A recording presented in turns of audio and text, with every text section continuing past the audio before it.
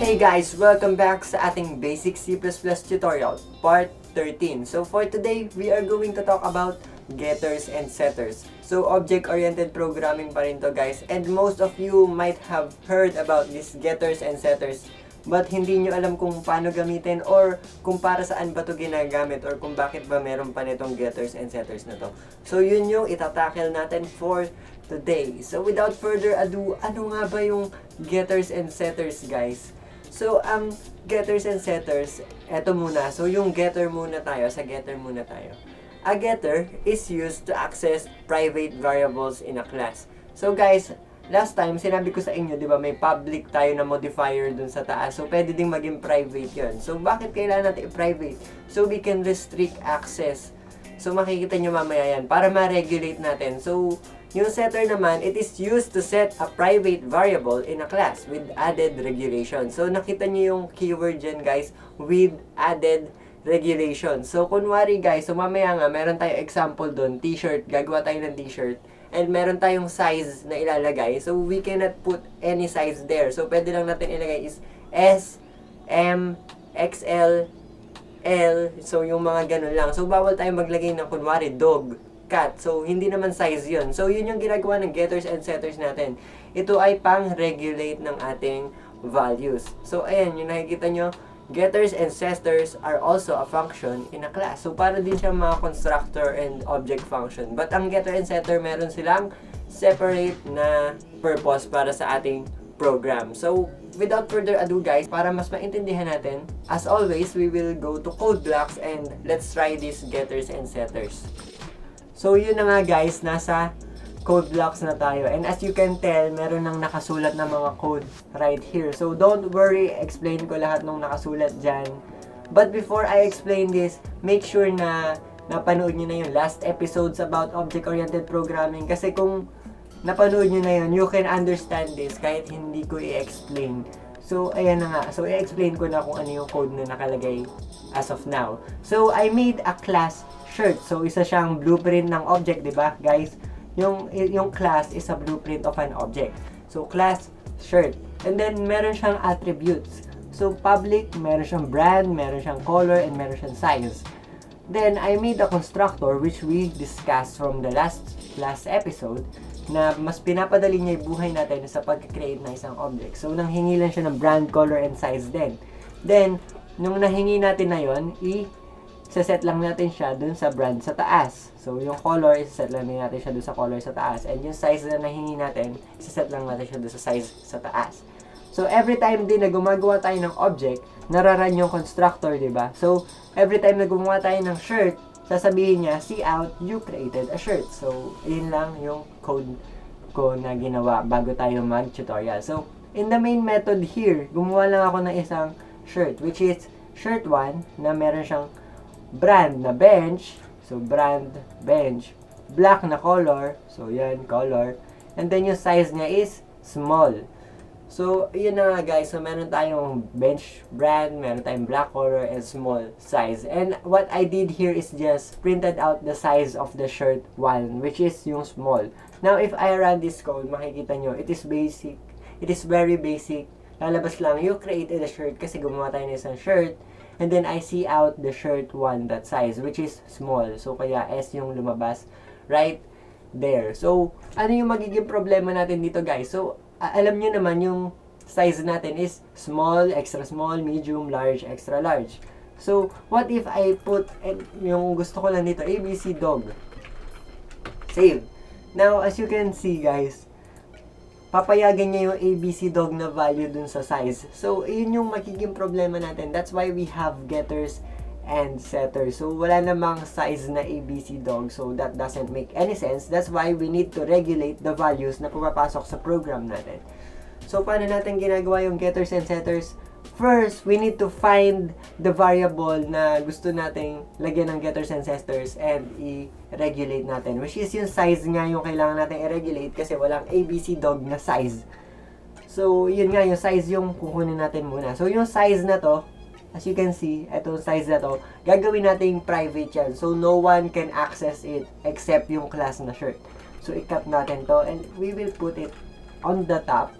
Then, we will add the modifier private, and then, wait, indent muna natin yan, and then paste muna natin yung string size. So, as you can see guys, meron na tayong private string size.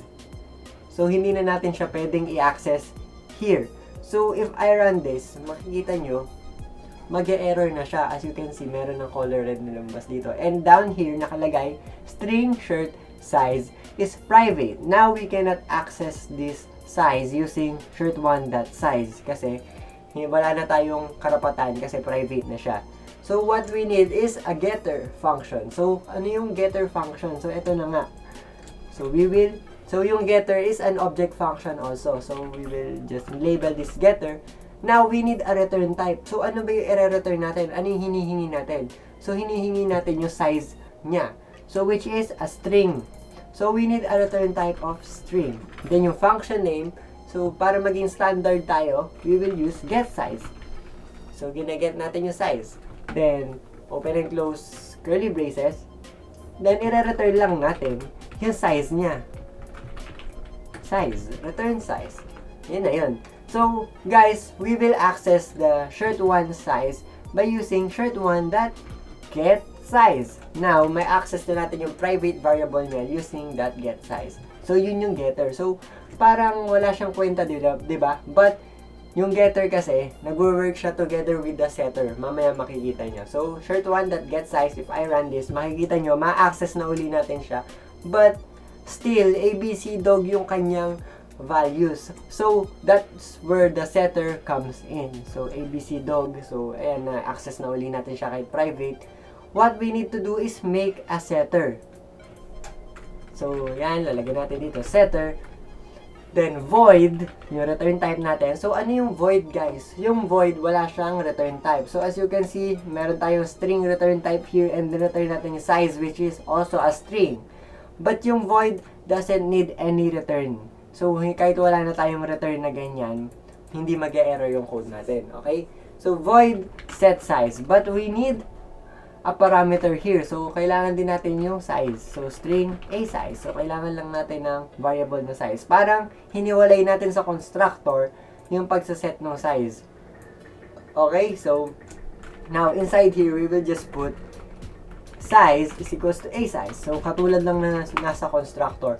But, ang pinagkaiba niya is, magkakaroon siya ng if-else condition statement. So, we will put here if. So, yung hiningi nating size, a size, is equals to XS or a size is equals to S or a size is equals to medium. So on and so forth. So, wait lang, gagawin ko muna to.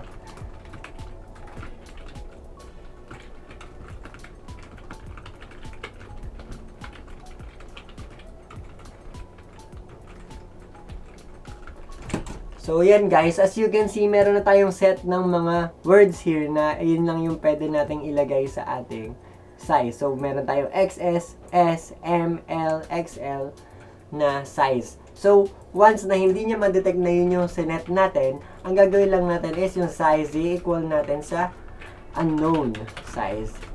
So, yan, save natin. So, now, we cannot set the size to anything else but this value. So, yung XS, S, M, L, or XL na lang. So, what we need to do to make these changes effective, papalitan natin yung size is equals to a size here in the constructor. Now, ang gagawin natin is set size. Then, ang hihingi siya na a size, which is yung hiningi din nating a size right here. So, ipapasa lang natin siya doon. Save. So, yung a size na hiningi natin dito, kukunin yung set size, then ililipan niya dito. Then, i-check niya muna kung ito yung mga values niya. So, dahil nga ABC dog yung ating value, so, hindi siya mag-true dyan, lilipat siya dito sa else, which is magiging unknown yung size niya. So, as you can see guys, wala akong binago dito sa main method. I just made a set size method or functions. So, yung method and function guys, same lang siya sa ibang programming language kasi method yung tawag. I'm so sorry about that. If I said method, so, functions lang din yun. Now, if I run this, guys, makikita nyo, unknown size na yung lumalabas sa kanya because hindi siya kasama dun sa criteria natin na S, M, L, XL, or XS. Now, if I try to put XS here, so meron tayo extra small na shirt. If I run this, makikita nyo extra small yung lalabas dyan. Now, we cannot put junk data in our object. So, kunwari, naglagay tayo ng ganyan-ganyan dyan. Now, if I save this and run this, makikita nyo unknown size. Unknown size na, guys. So, ayun yung function ng ating getters and setters, guys. So, I hope na naintindihan nyo. So, let's run through whatever we made again sa simula.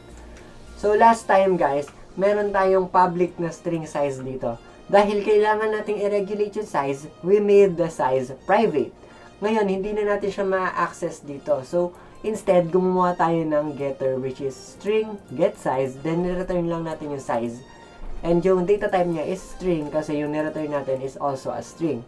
Now, we access that value from the main function using shirt1.getSize. Dahil ginawa na natin yon, we can now access the private variable. But still, meron tayong problema kasi pagka sinet natin to, nagiging ibang value pa rin. Now, we created a function or a setter na void set size, wala siyang return type, and then nanghingi lang tayo na size. So, hiniwalay lang natin yung set size dun sa ating constructor. So, para malinis and ma-regulate natin kung ano yung papasok na data dun sa size natin. So, basically, iyon lang yung ginawa natin. Na-regulate natin yung pagpasok dun sa size. So, nilimit natin sa konting value lang yung pwedeng ilagay dun kay size. Okay? Now, additional information, guys. So, pwede nyo nang palitan yung size inside the main function. So, what we want to do is shirt1.set size. So, we can now set the size outside our class. So, that set size. So, pagka naglagay tayo ng XL dyan, from this, magiging XL siya. Then, pagka ginet size natin, XL na siya. If I run this, makikita nyo, wait, may error. I forgot the semicolon. Again, if I run this, makikita nyo, you created a shirt. XL. Dahil sinet natin yung size na XL right over there.